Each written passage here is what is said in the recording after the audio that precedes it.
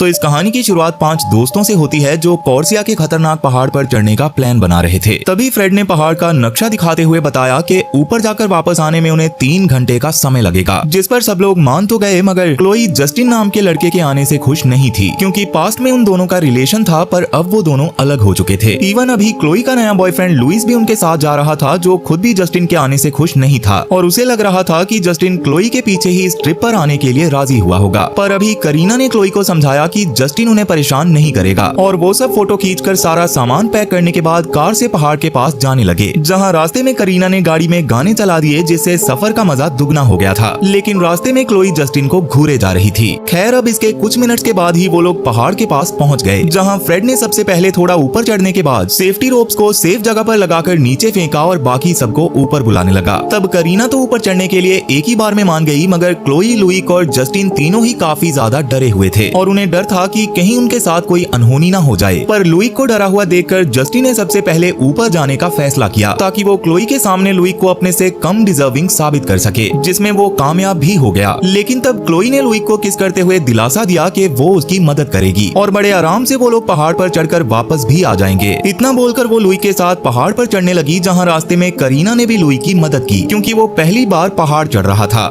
इसी बीच क्लोई पहले ऊपर पहुंच गई, जहां जस्टिन ने उससे बात करने का मौका नहीं गवाया और उसकी मदद करने के बहाने उस इंसिडेंट के बारे में बात करने लगा, जिसको भुलाने के लिए क्लोई थोड़ा घूमने के लिए आई थी। दरअसल क्लोई एक डॉक्टर थी, जिसके सामने कुछ समय पहले हॉस्पिटल में एक पेशेंट ने दम तोड़ दिया था, जिससे क्लोई काफी ज्यादा सहम गई थी और अपना माइंड फ्रेश करने के लिए यहाँ हाइकिंग पर आई थी। और इसी बारे में बात करते हुए जस्टिन ने क्लोई से अपने रिलेशन के बारे में भी बात करने की कोशिश की, जिसको वो फिर से कंटिन्यू करना चाहता था, मगर क्लोई उसकी बात पर ध्यान न देकर आगे जाने लगी, क्योंकि वो मूव ऑन करके लुइक के साथ काफी खुश थी। अब आगे उन 5 के ऊपर आ जाने पर वो सब लोग साथ में आगे बढ़ने लगे। तब दूसरी क्लिफ पर चढ़ने से पहले जस्टिन ने सबको बताया कि आगे का रास्ता और खतरनाक है, तो उन्हें अपने सेफ्टी हुक्स को सेफली क्लैंप से अटैच करके रखना पड़ेगा, ताकि वो किसी भी दुर्घटना का शिकार होने से बच सकें। अब ये सब जानने के बाद वो सब लोग सुंदर वादियों के मजे लेते हुए एक खड़े पहाड़ पर लगे क्लैंप्स में अपने सेफ्टी हुक्स को अटकाकर आगे बढ़ने लगे। तब लुइक को काफी ज्यादा डर लग रहा था, लेकिन जस्टिन और क्लोई के सामने उसने खुद को कमजोर ना दिखाने का फैसला किया और हिम्मत करके जल्दी जल्दी आगे बढ़ने लगा। जिसके थोड़ी देर बाद ही वो सब लोग एक बहुत ही ऊंचे पुल के पास पहुंच गए, जहां फ्रेड ने बताया कि ये पुल आगे बढ़ने का बस इकलौता रास्ता है, जिसके कमजोर होने की वजह से उन्हें एक एक करके दूसरी ओर जाना होगा। तब हमेशा की तरह फ्रेड सबसे पहले सेफ्टी रोप्स को पुल की क्लैंप्स में लटकाकर पुल के दूसरी ओर गया, जिसको देखकर जस्टिन और क्लोई भी एक एक करके आगे बढ़ने लगे।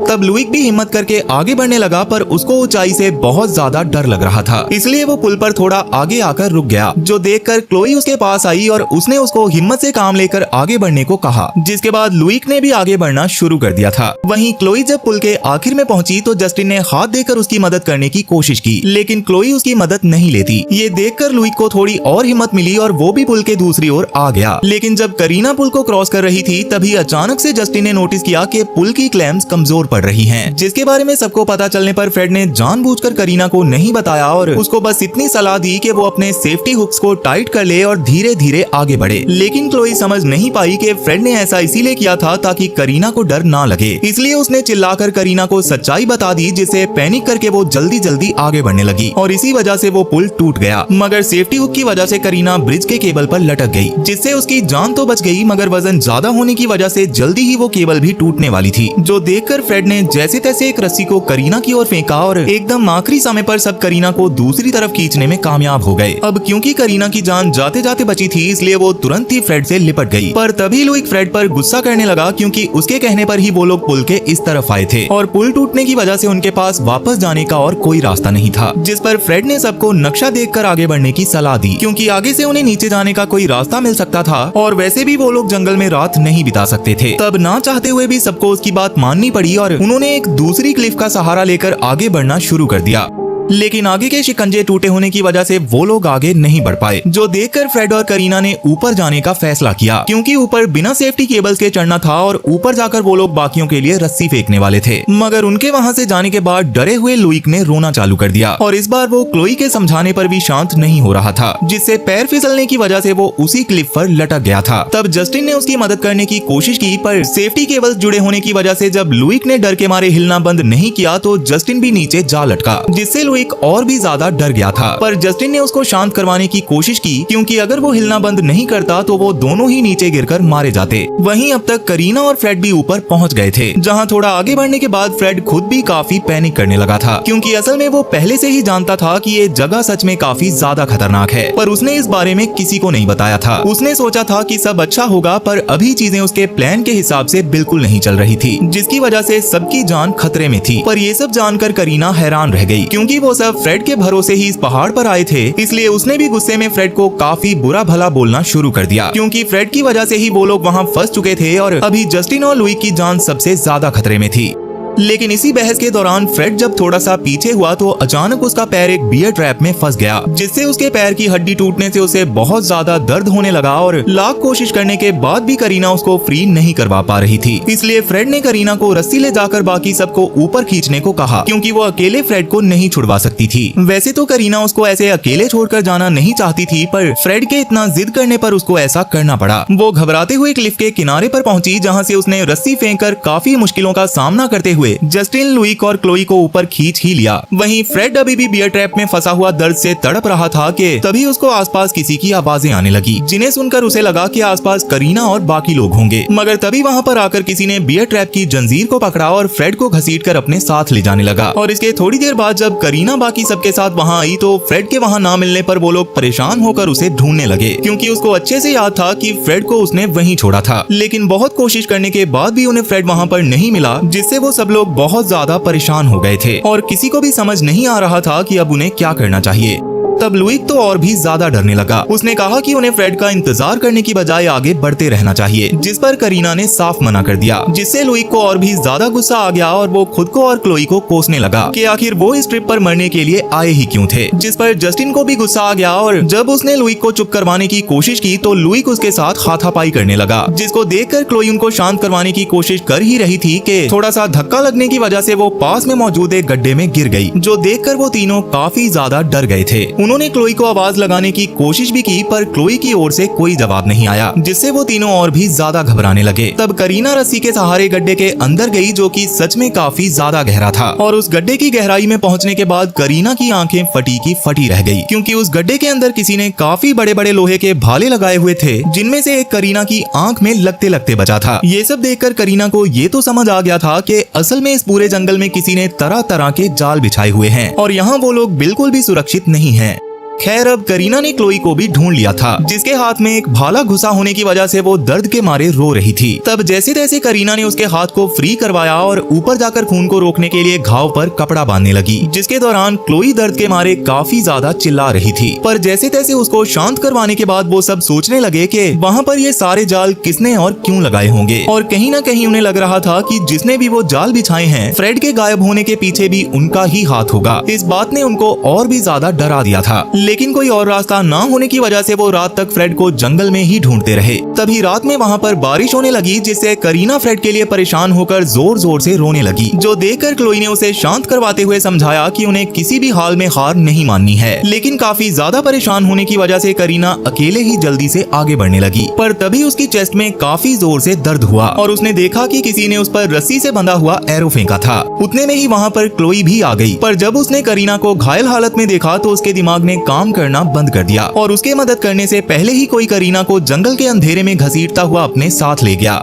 तब करीना के चिल्लाने की आवाज सुनकर लुइक और जस्टिन भी क्लोई के पास आ गए थे, पर तब तक बहुत देर हो चुकी थी। तब क्लोई ने जस्टिन और लुइक के साथ आगे बढ़ने की कोशिश की, लेकिन काफी ढूंढने के बाद भी वो करीना को नहीं ढूंढ पाए, जिससे क्लोई पूरी तरह से टूट गई थी, जो देखकर लुइक उसको गले लगाकर शांत करवाने लगा। और क्योंकि वो लोग भी बारिश में इस जंगल में सुरक्षित नहीं थे, इसलिए उन्होंने पास की झाड़ियों में छुपकर बारिश के रुकने का इंतजार करने का फैसला किया। और काफी देर इंतजार करने के बाद जैसे ही बारिश रुकी तो वो लोग वापस से करीना और फ्रेड को ढूंढने के लिए बाहर निकल आए। तब जंगल में थोड़ा आगे जाने पर उन्हें एक मैदान टाइप एरिया में एक घर बना हुआ दिखाई दिया, जिसको देखकर वो तीनों हैरान रह गए। पर कहीं न कहीं उन्हें उम्मीद थी कि फ्रेड और करीना अंदर हो सकते हैं, इसलिए वो तीनों डरते हुए उस घर के अंदर चले गए, जहाँ एक टेबल पर उन्हें फ्रेड बहुत ज्यादा घायल हालत में पड़ा हुआ दिखाई दिया, जिसको देखकर लग रहा था कि वो मर गया है। लेकिन जैसे ही क्लोई ने उसे डरते हुए छुआ, वैसे ही फ्रेड दर्द के मारे चिल्लाने की कोशिश करने लगा, लेकिन काफी ज्यादा घायल होने की वजह से अगले ही पल खून की उल्टी करके उसकी मौत हो गई। ये देखकर क्लोई इतना ज्यादा सहम गई थी कि उसने पास में खड़े जस्टिन को हग कर लिया था। पर ऐसी सिचुएशन में भी लुइक को इससे काफी ज्यादा जेलसी होने लगी। उसने तुरंत ही पास के एक पर्दे को उतारकर फ्रेड के शरीर को ढका और क्लोई और जस्टिन को जल्दी से यहाँ से निकलने को कहने लगा। लेकिन जस्टिन अभी फ्रेड का बैग ढूंढने की कोशिश कर रहा था, क्योंकि फ्रेड के बैग में जरूरत का सामान और फ्लेयर्स भी थे जो आगे चलकर उनके काम आ सकते थे। इसलिए जस्टिन ने लुइक की बात नहीं सुनी और उस बैग को ढूंढता हुआ घर के बेसमेंट में चला गया, जहाँ जाकर उसकी रूह कांप उठी, क्योंकि वहाँ काफी सारे जानवरों और इंसानों की लाशें लटकी हुई थी। इसके साथ ही पास में एक बेड था जिसके आसपास भी इंसानी खोपड़ियां लटकी थी।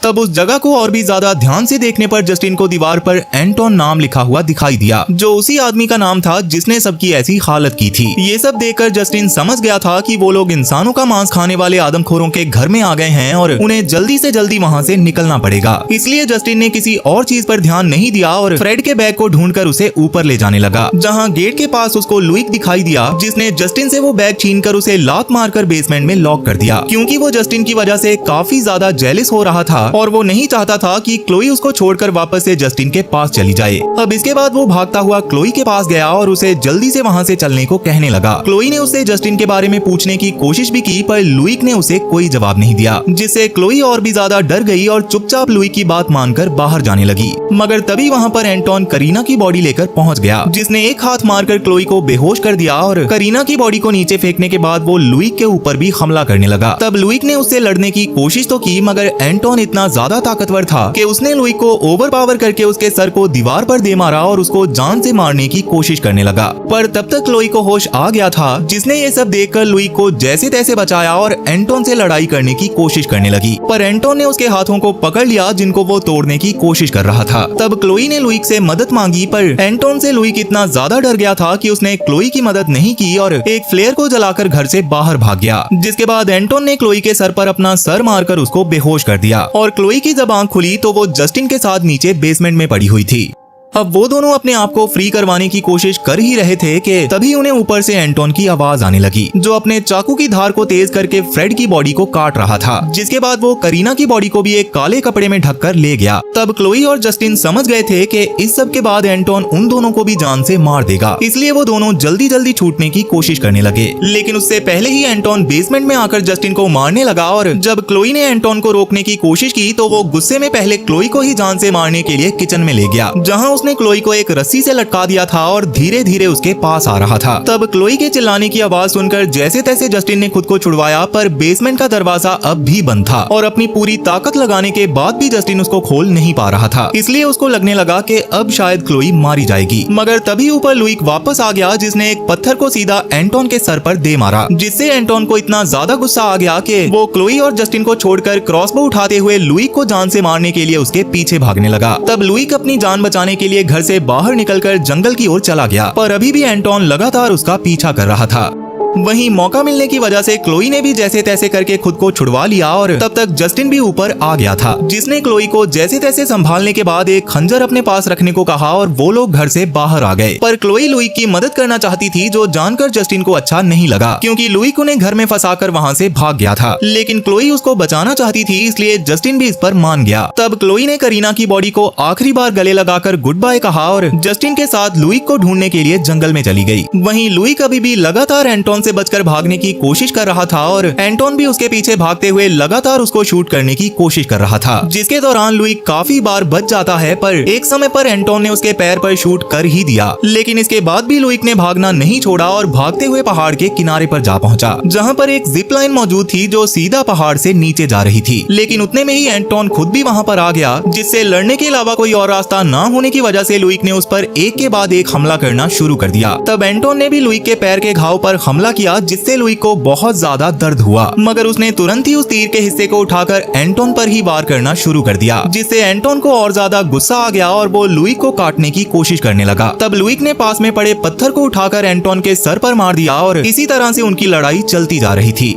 पर फाइनली एंटोन ने लुई को थोड़ा ज्यादा घायल कर दिया था, इसलिए लुई अपनी जान बचाने के लिए पहाड़ के कोने पर लगी लोहे की सीढ़ी पर जा लटका, जहाँ से अगर उसका हाथ छूटता तो नीचे गिरकर वैसे भी वो मारा जाता। पर उतने में ही ऊपर क्लोई और जस्टिन भी आ गए थे, जिनकी आवाज सुनकर एंटोन पास में छुप गया, जिसके बारे में क्लोई और जस्टिन को कोई अंदाजा नहीं था। इसलिए वो दोनों लुई को शांत करवाकर ऊपर खींचने की कोशिश करने लगे, लेकिन जस्टिन को ये अच्छे से याद था कि किस तरह से लुई ने उसको लात मारकर बेसमेंट में बंद कर दिया था, और उसी बात का बदला लेने के लिए वो क्लोई के सामने ऐसे ड्रामा करता है जैसे लुई के हिलने की वजह से उसका हाथ जस्टिन के हाथ से फिसल रहा हो, और ऐसा करते हुए उसने जानबूझकर लुई के हाथ को छोड़ दिया, जिससे पहाड़ से नीचे गिरकर लुई की मौके पर ही मौत हो गई, जिससे क्लोई इतना ज्यादा परेशान हो गई थी कि उसने वहीं पर जोर जोर से रोना शुरू कर दिया। तब जस्टिन ने क्लोई को संभालने के लिए उसको गले लगाया, पर तभी पेड़ के पीछे से एंटोन ने निकलकर जस्टिन के सर पर क्रॉसबो मार दिया, जिससे जस्टिन भी वहीं पर मारा गया। पर ये सब देखकर क्लोई का बुरी तरह से खून खौल चुका था, इसलिए वो अपने सभी दोस्तों की मौत का बदला लेने के लिए अपने पास मौजूद खंजर निकालकर एंटोन को जान से मारने के लिए उसकी ओर बढ़ने लगी। तब एंटोन भी जल्दी से अपने क्रॉसबो में और एरो लगा रहा था, पर उसके ऐसा कर पाने से पहले ही क्लोई ने उसके क्रॉसबो पर लात मारकर उसको दूर फेंक दिया और लगातार एंटोन के ऊपर हमला करने की कोशिश करने लगी। तब एंटोन ने भी उसको सर से मारकर नीचे गिरा दिया और उसके सर को जोर जोर से जमीन पर पटक कर उसको जान से मारने की कोशिश करने लगा। तब क्लोई ने अपनी उंगलियों को उसकी आंखों में घुसाकर उसको खुद से दूर किया और जल्दी से अपने खंजर को उठाकर वापस एंटोन की ओर बढ़ते हुए सीधा उसके गले पर हमला कर दिया, जिससे एंटोन बुरी तरह से घायल तो हो गया था पर मरा नहीं था। मगर नरम दिल होने की वजह से क्लोई उसको खत्म नहीं कर पाई और उस खंजर को वहीं पर छोड़कर पास में मौजूद जिपलाइन से रोते हुए नीचे आने लगी। वहीं एंटोन इतना ज्यादा घायल होने के बाद भी क्लोई को जान से मारना चाहता था, इसलिए उसने तुरंत ही पास में पड़े खंजर को उठाया और जिपलाइन की रस्सी को काटने के लिए आगे बढ़ने लगा, जिसके साथ ही बैकग्राउंड में क्लोई के चिल्लाने की आवाज आई और बाद में बताया गया कि उन 5 लोगों में से बस लुई की बॉडी ही मिल पाई थी और बाकी सबका कुछ भी पता नहीं चला। पर आपको इसके बारे में क्या लगता है? क्या सच में एंटोन ने क्लोई को जान से मार दिया होगा, या क्लोई अपनी जान बचाने के बाद इतनी हिम्मत जुटा ही नहीं पाई होगी कि वो सबके सामने आकर लोगों को सच्चाई बता सके? आपको जो भी लगता है मुझे कमेंट सेक्शन में जरूर बताना, क्योंकि ये कहानी यहीं पर खत्म हो चुकी है। तो वीडियो पसंद आई हो तो वीडियो को लाइक जरूर करना, और अगर तुम्हें भी मेरी तरह हॉरर मूवीज या कहानियां सुनना पसंद है तो जल्दी से इस चैनल को सब्सक्राइब कर लो, क्योंकि मैं अक्सर इस चैनल पर ऐसी डरावनी कहानियां लाता रहता हूं। तो चलो फिर मैं अब आपसे मिलूंगा ऐसी ही एक और डरावनी कहानी के साथ, और तब तक के लिए tata bye bye, Radhe Radhe.